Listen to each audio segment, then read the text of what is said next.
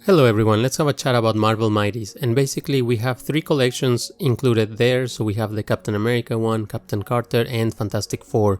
Now Captain Carter is a no-brainer if what you want is to get closer to the Master Collector program, because there's only one item in that collection, right? So it's gonna be cheaper for you to have a full set if you go that way.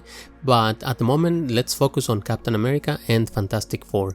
So there's no secret rare item for either of these collections, but we do have 2 common items in each one, right? So, but let's go in order, in the right sequence that, in the sequence that the VeVe app is providing us with. So we have the Human Torch in the Fantastic Four set as the rare item, and there's 14,999 copies of that one, and the floor price is 50 gems, as opposed to with Bucky Barnes there's less copies. There's almost a little bit more than 3,000 copies less, with 11,888, and the floor price for Bucky is 63 gems. So I think that price difference is basically reasonable given that there's less copies of Bucky. However, visually I think in the Human Torch kind of like takes the crown in this particular battle. But then if we move on to the common one, so we have Steve Rogers and then Mr. Fantastic. Both of them are the leaders of their collection, and so this one in particular, so we can see that there's 28,888 copies available, with Steve Rogers having a floor price of 20 gems, 20.75 if we want to be exact, whereas Mr. Fantastic, there's a little bit more copies, roughly 111 copies more than Steve Rogers, and the floor price is 12 gems with 88 cents, and so quite a big difference, but I think it's reasonable given the legacy that Steve Rogers is a leader of the MCU with Iron Man.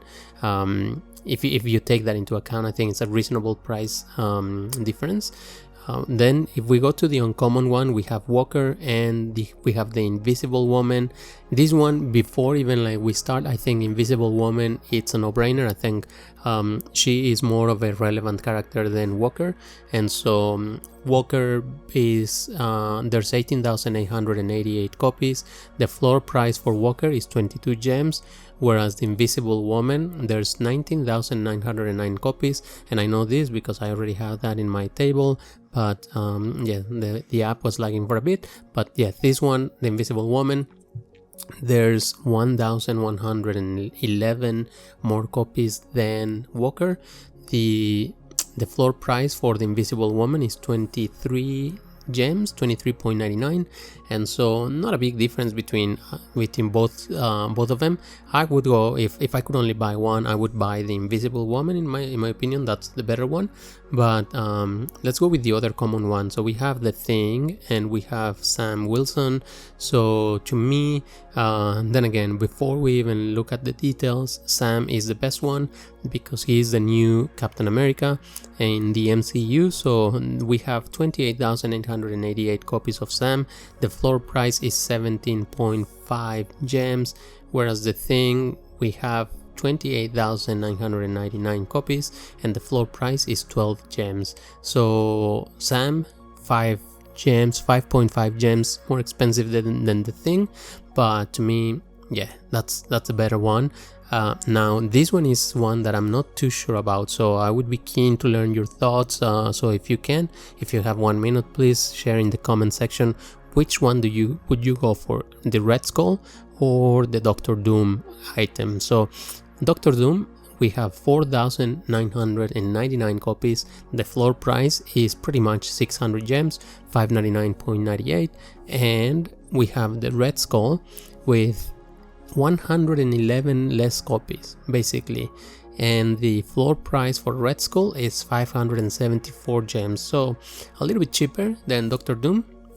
Now this is where I kind of I'm conflicted. If I could only buy one, probably Doctor Doom is gonna do better because we haven't seen it introduced in the MCU, and arguably, the MCU and games are what are drawing the more attention to all these Marvel collection, Marvel items, as opposed to the actual comic books. That's what I believe. Now, Doctor Doom is such a great villain for Marvel, because we know that he is a villain for Iron Man, for Fantastic Four, of course, for Spider-Man. So pretty much, you know, his presence is all over the place and in a very relevant position.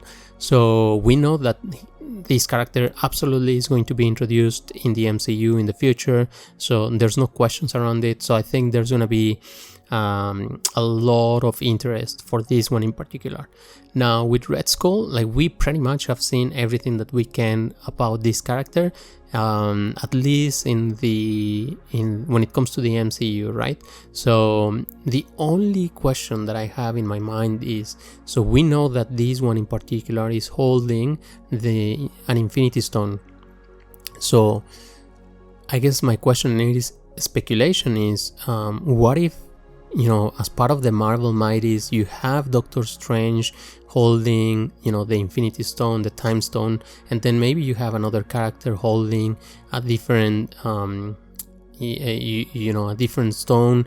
And so you kind of like, if you collect all these characters holding is a different Infinity Stone, maybe you're going to have a very unique set. You know, maybe it could be kind of like the Infinity set or something like that, right? So I'm just speculating here, but if that is the case, if they ever are to announce this as something that they would, a direction that they want to take, this one is gonna go through the roof. The price is gonna really explode, right? So that's my only, I guess, question.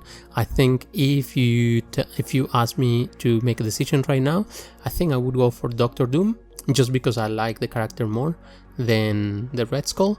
And if you want to buy the full set of Fantastic Four, it would cost you 698 gems, whereas the Captain America set will cost you 697 gems.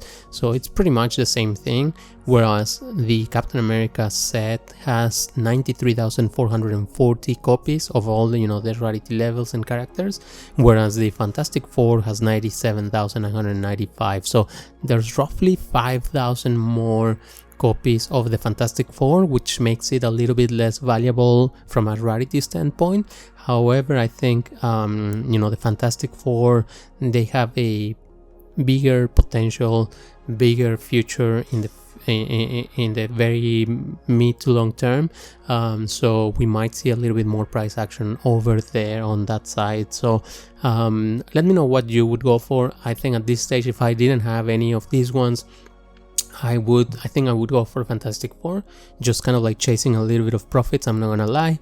And even though I think as a collection itself, in something that you want to hold in the future, I think that also is a very viable position, because this reminds me to the pop, you know, figurines that you can see in every store, you know, the Funko kind of style, yeah, action figures. So anyways, if you like this video, please consider liking it and subscribing, and I'll see you in the next one.